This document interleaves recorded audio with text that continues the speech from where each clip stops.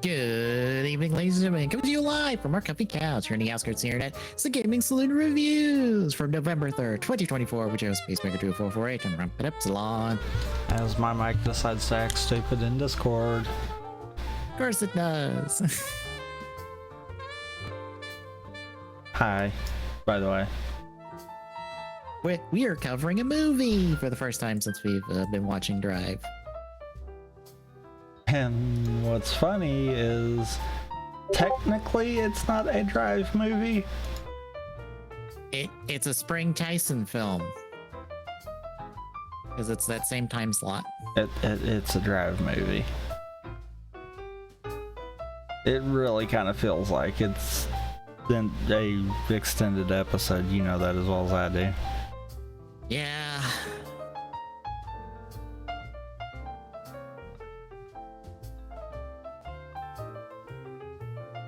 Yeah, this is Kamen Rider Sangou, the movie, I will say, because it's just Kamen Rider Sangou otherwise. This movie came out March 21st, 2015. I think right around where we've left off from the show. I believe this is the first time we get the go-karts until later in the show. For some reason, they early debut in this movie. I forgot about them until watching, and I'm like, oh shit, the go-karts show up in this movie. Don't they? It taken like 5 more episodes for them to show up in the show? More than that, I think, because isn't it after Chase? It's after Chase shows up. Meaning that also throws a whole different issue with this movie in there because they had to shoehorn Chase in. Literally shoehorn him in out of nowhere. It's like, Chase, what the fuck? Where have you been this whole movie? For your literal 5-second cameo, and then you are fucked off and you are forgotten about for the rest of the movie. I wasn't even thinking that one through. It doesn't help that a lot and not a lot happens in this movie. You mean not a lot of stuff happening? Like, nothing happens for like an hour, and then the final 20 minutes is like, ooh, big action sequence, all the stuff. I mean, technically the way the movie ends, there's only one thing that happens.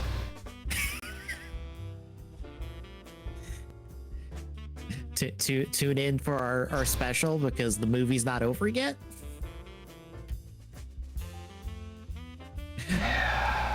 Surprise, Shocker has a plan C. Apparently. No, at this point it's like a plan ZZZA. Yeah. Because, you know, Shocker always exists. Yep. Just for reference, the writer of this is Shoji Omura, one of our favorite writers, right? We love everything this man has written.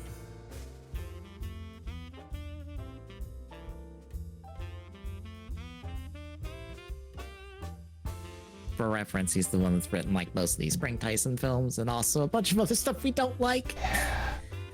Like, I believe he's written episodes of Kabuto and like the back end of Decade. I forget what else he's done. So that would explain a lot. Yeah. As soon as I saw him on the credits, I'm like, oh, look, someone I don't like as a writer. Go figure. Let's see. Oh, he did the Decade and the Movie War part of Movie War 2010.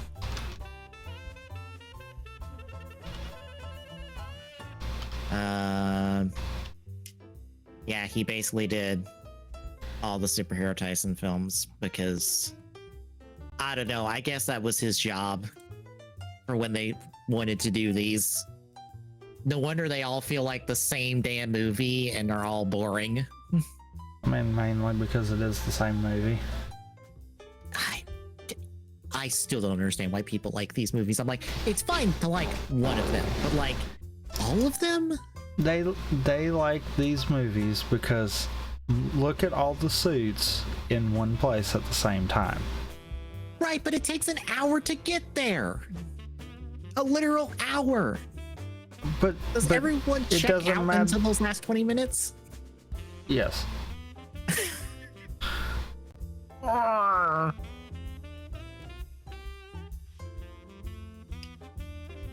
why I can't enjoy these movies, because I'm like, yeah, the big action sequence at the end, it takes an hour to get there. And it's such a boring, just blech hour of just, here's something to move the plot forward. Maybe. And I hate saying this. Out of all these that we've watched, I feel like this is kind of the weakest for that big action scene at the end. Yeah. And I say that knowing what they were aiming for and knowing that part of it, they nailed that. But this kind of a tribute action sequence to how it was originally done should have been done in the first one. Yeah, we're on like what, 5, 6? Yeah. At this point, we're expecting something big and massive and flashy. The first one, you could have got away with this. Like, I honestly want to see. I hate saying it, but this one kind of felt like the lamest one out of all of them because of knowing the others that were leading to this. 5. We're on number 5 of 6 of these damn things. Because I am counting O's Den-O All Riders as a Spring Tyson film, because it's basically a spring. It's, oh my god, it's also the same goddamn plot.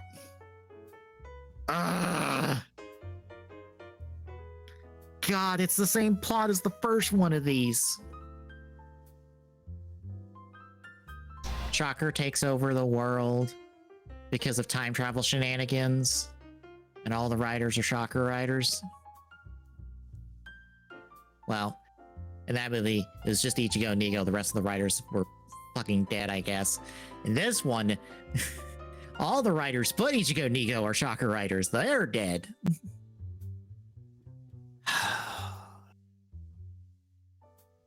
I just don't like these movies. They all suck. And you know, after I finished it, I thought of something that could have probably made this a lot better. Less riders? Yes and no. More of a... I get killing off Ichigo and Nigo, and that causing the evil riders world concept. But instead of just saying that all riders that came out after still existed, what if we only had the ones that there could be some kind of, even if it was loose, connection to Shocker? I mean, that would help immensely. Because that would narrow it down, because some of them would not have any kind of even remote connection to it. That would narrow the roster down. That would still give the representation throughout the history of it. And that would kind of make more sense that those riders would still exist. Then you could have, if you just wanted to put other riders in there, you could have other riders that they might have bled through this time warp change, and they're helping the cast that we're working with. It's almost like that would have been a more driving story. Yeah, because like no one's rebelling except what? Black. Go for some reason. Go just shows up and is like, well, I've never been brainwashed apparently. Because apparently signal bike trumps brainwash and time travel. I would guess, but why is Tamari brainwashed then? Signal bike, not shift car. But it's the same technology. Also, the only reason Kiriko isn't brainwashed is not even a regular signal bike. It's a Fi's Legend Rider signal bike.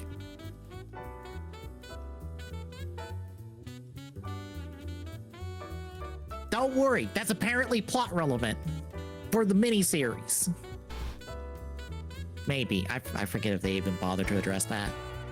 Because, by the way, it's a separate writer for that third part as well. We're at 3 separate writers for this trilogy. Can you tell that no one talked to each other?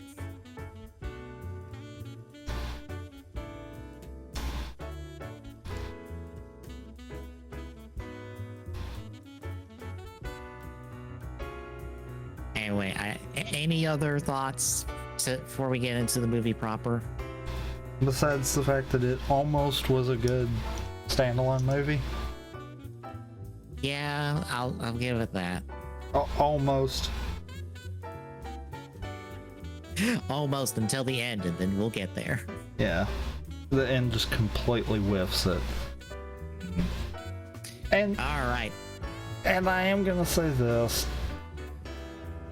I don't feel like it was bad necessarily. I just feel like it was boring. That's how I feel. I feel like the first one is bad just because it's a badly put together plot. The rest of them are just boring. Is the plot great in this one? No. But it's maintainable, I guess is the right word for it. Yeah.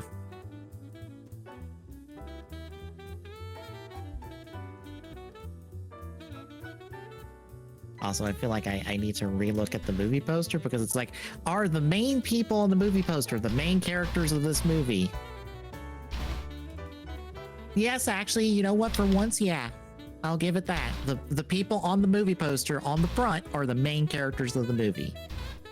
I feel like I have to specify the one because Super Tyson's a fucking lie. The people at the front of that movie poster are not the main characters of that movie. You are lying.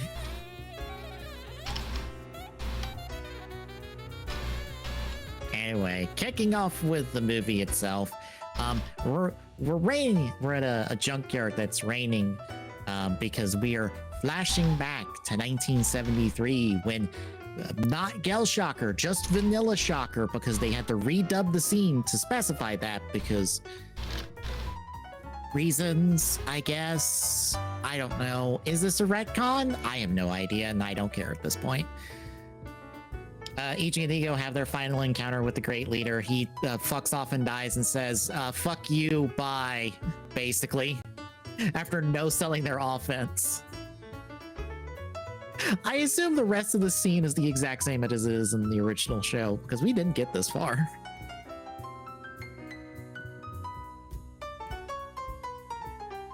But they beat him and Shocker, and then they leave, except they are intercepted by a car that has Kamne Rider Sangou in it. And he decides to fight them, and then he murders them. And that launches a green wave that cascades through time, changing history, because that's what the machine does.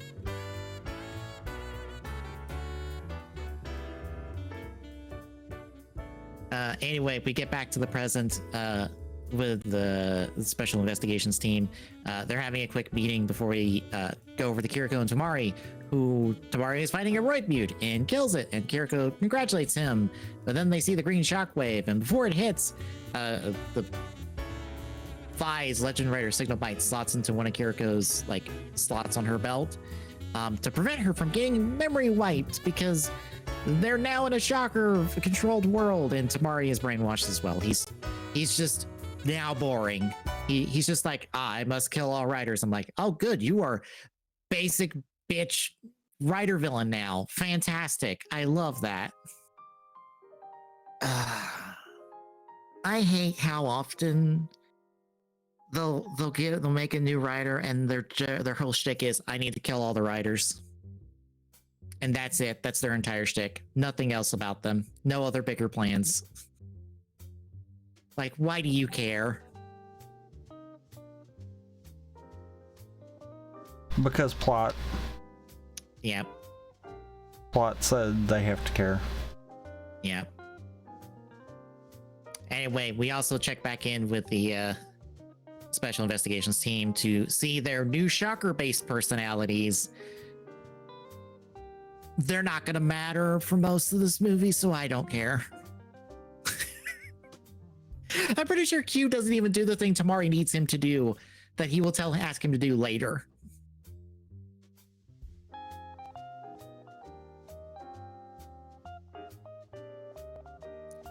Anyway, the two of them end up having to go to a race competition where a bunch of kids are basically getting indoctrinated to Shocker to become cyborgs because they race good. Therefore, they will be good cyborgs. All right, sure. We got to sub the race somehow. That happens at the end of this movie. Anyway, Kotaro in person shows up and becomes black and then fights the Shocker monsters that are there. But then Tamari shows up as Drive and starts fighting him. So eventually Kotaro is beaten. Unfortunately, the Shocker monsters try to like shoot the kids to like bait Kotaro. And that like makes Tamari go like, I don't know about that. But then Sangou shows up and then Tamari wants to go fight him because he's not on Shocker's side, supposedly. This begins my long confusion about like, wait, what the fuck is Sangou's plan in all of this? Like, he just shows up after Tamari might possibly maybe starting to rethink things about Shocker in order to do what? To bait him into a fight? I don't understand Sangou. I don't understand him. It feels like they wanted him one way, but then another way for like half this movie. Anyway, Tamari loses the fight, so or the race actually, and Sangou fucks off. Kiriko arrests Kotaro, takes them underground. That's where Tamari sees the two of them. Kotaro tells Tamari about what it means to be a rider. Kiriko's like, Tamari, there's something wrong with this world. And eventually Shocker just breaks in the door being like, traitors! And I'm like, nobody has done anything traitorous at this current moment. Literally nothing. Why are you jumping the gun? What has made them all so jumpy? Tamari and Kiriko have done nothing against Shocker at all.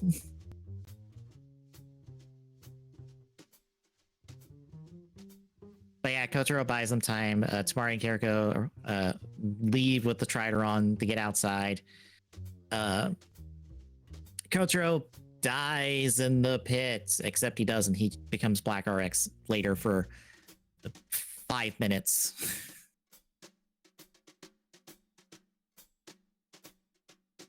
Once I think once they escape, we find out that Oda has been turned into a Shocker monster, and he kills the chief. So that is one team member from our main cast of Drive dead now, because he gets flung out the window and dies in Tamari's arms, telling him there's something wrong with this world, and there's bleh. Also, remember that for later. Yep. So then Tamari is fighting Oda's snail cat monster thing, and it does terribly at it. Kiriko's trying to run away from monsters, but ends up getting captured on the roof. And she's like, Tamari, something is wrong with this world. You have to figure out how to change it back. And seemingly jumps off the roof and dies. Remember that. It will hurt later. Because Tamari even acts like he sees Kiriko die. We don't see her die, mind you. We see her fall, and then it cuts away, but Tamari, from his acting, acts like he saw her fall and die. And is pretty sure she's dead. So, this is when Sangou shows up and takes Tamari away. They end up like across the river from the DMV as they see it like explode and get burned. They get accosted by V3 and Rider Man. So the four of them are fighting. Go shows up to help fight off an arriving ex-Amazon and Stronger, and so the three of them fuck off and leave. They're eventually found that we eventually see that Sakura Yuto from Den-O, Zerados, is watching them, and he'll end up joining them later.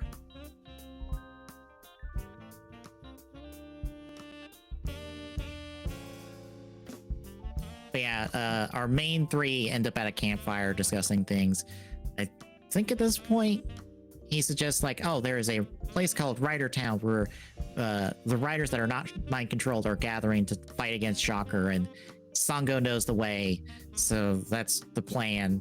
Or at least Go's going to go with Sangou. Tamari is going to go investigate elsewhere and be Sir not appearing in the middle portion of this movie, as main riders do in these Spring Tysons. A lot. But yeah, Jay ends up being the one that separates them. In the meantime, adjoining Zerados, Go and Sangou end up finding the Blade Riders just beating each other up. They end up rescuing Garen, and they try to go rescue Blade, but as it turns out, they're all mind controlled, so they end up having to fight all the Blade Riders until this fight shows up at this point. Yeah. They beat him back. Fi shows up. Go kind of like shoots at him, and then they all leave. Scene with you and Rina that doesn't matter. Our gang finds a tunnel to Rider Town, or gets to a tunnel to Rider Town. They go in. Basically, the rest of the show are riders that aren't Shin and Zeno that have not yet appeared in this movie show up to fight them. Sangou holds them off. Go ends up having to hold off an arriving Faiz, who just wants to test Mock's grit because he's the speed rider for the season. That's basically it. So Zerados goes into Rider Town alone, which, as it turns out, has Hongo's mansion. I don't know why Hongo has a mansion outside of this is a manga reference. I also don't know why Tachibana is a butler outside of this is a manga reference. Because this is not how the original show was.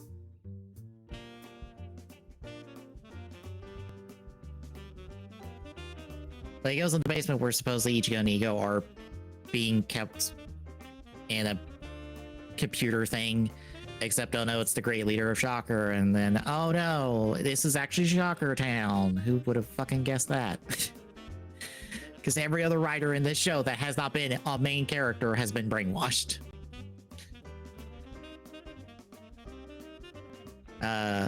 So this is when Tamari shows back up being like, I have figured everything out. Sangou's on their side the whole time and figures out how to bait him into a race. Also, by the way, Oda just shows back up with Kiriko tied up. Like, oh, by the way, we captured her off screen. We've had her this whole time.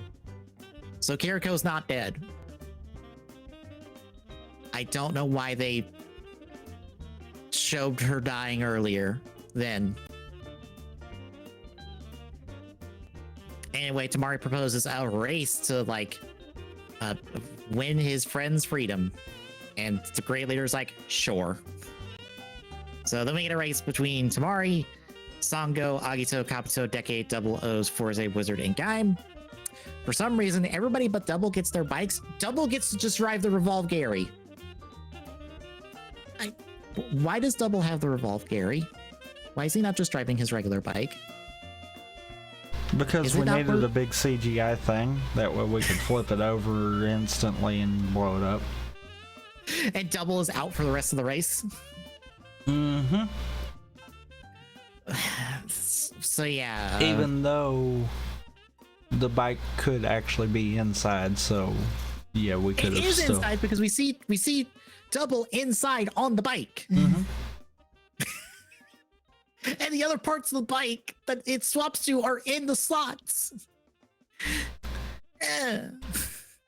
Anyway. Mm-hmm. And then it's a big old race and stuff. basically Tamari gets shafted into last place right at the start, and he has to fight his way back and has to use all sorts of his fancy tricks and stuff to get back. Also, he gets help because Chase just shows up randomly, and then Kotaro shows up as Black RX and transforms into Black RX and calls the rider on, and then shoves Chase to the side. So that is Chase appearing and done for the movie because he doesn't even show up in the last part of the show or the movie. He's just done. He gets this one cameo and that's it.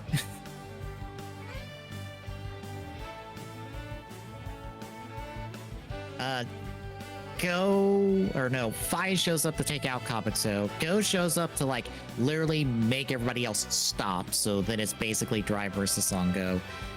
Drive spins out, or Sangou spins out Drive.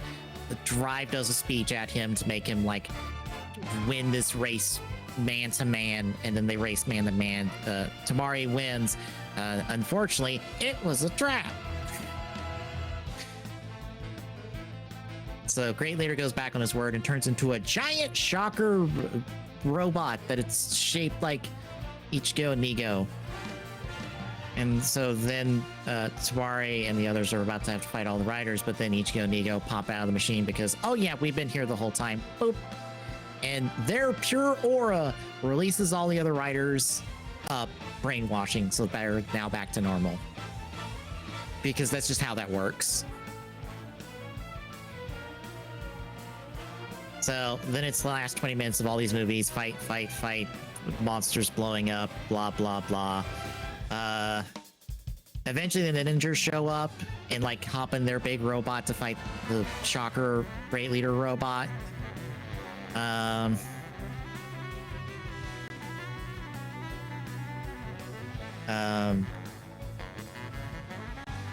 Does Oda? I swear Oda gets blown up in this movie.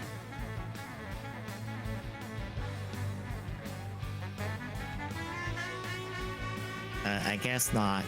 Go ends up fighting Oda, and Oda like gums him up, and then Go dies. Go gets blown up good. But the grandpa from Ninja gives Tamari a shuriken that transforms Strideron into a robot combined with Shurikenjin. That lets them blow up the big giant robot, and that like restores the history, except not really, as because we'll see that Tamari and Kiriko find out that the guy that was Sangou was an F1 racer before the whole timeline fuckery. And they're also at the same racetrack from earlier in the movie, seeing the kids race. Also, by the way, Sangou decides to hop out of the robot because he got absorbed at some point and helps fight. Again, the last 20 minutes of this movie is just a blur of fight scenes and stuff, so I stopped caring about any details. But unfortunately, Go is still dead, even in this restored timeline, which Yuto doesn't seem to mention them as like, by the way, Go's not supposed to be dead. I don't know. Something must be wrong. Because Yuto's immune to time travel changes, right? Being a singularity point from Den-O. We're not in Den-O, so... Fair. Anyway, Tamari and Kiriko head off to their next case, but Shocker still has another plan. Kamen Rider Sangou, because their time travel machine's still working, I guess, and they plan to try one last time, and that's it, folks. That's the movie. How do you feel? Meh. I feel like this movie felt worse for me because I was coming off the second half of the Yakuza series, which was also boring and a mess. So I don't think that helped. Going from one boring mess of a thing to another boring mess of a thing. I mean, fair.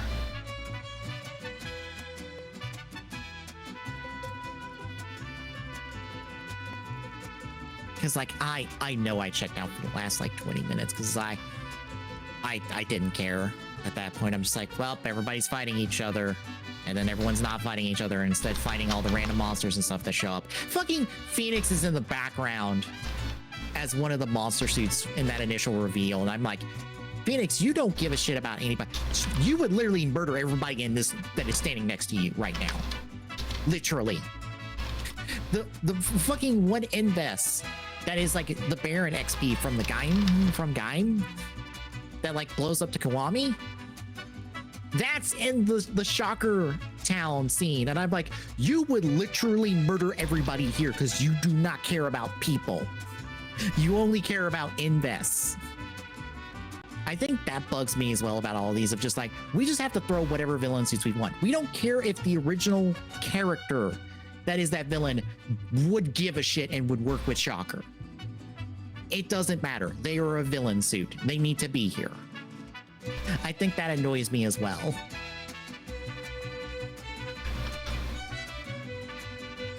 I don't know. Does that annoy you? I mean, yes and no. Fair.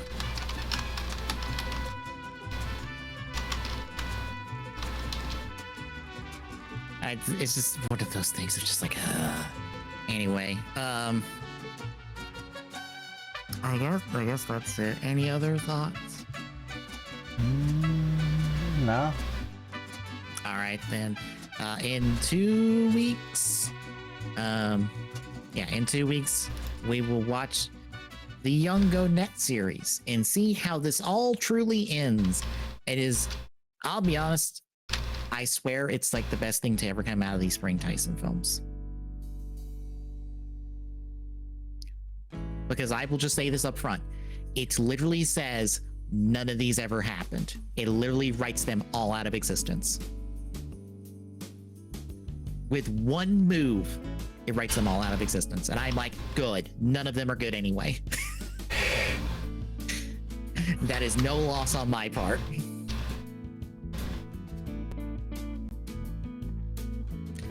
But I say in 2 weeks because I believe after that, it's one more TGS for the year because of our December plans.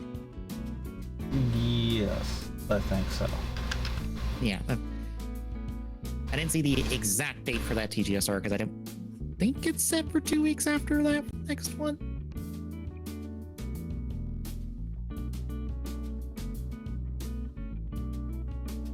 I'd have to find the schedule again.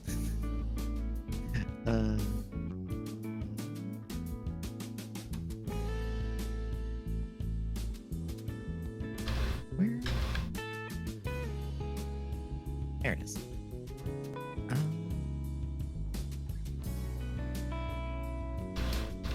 Where was it?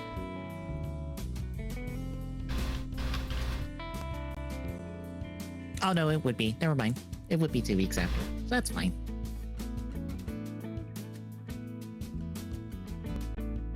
For some reason, I thought it was like a little bit off schedule because all of our December plans, which we'll talk about soon, I guess. Anywho, between now and then, Thursday, it's Valkyria Chronicles. Friday, it's something. Yes. And Saturday will be TGS. We're ready to talk about the Concord being dead, I guess. Because they've shut the studio down, so Concord is dead. Amongst other stuff. And then next Sunday will probably be something as well.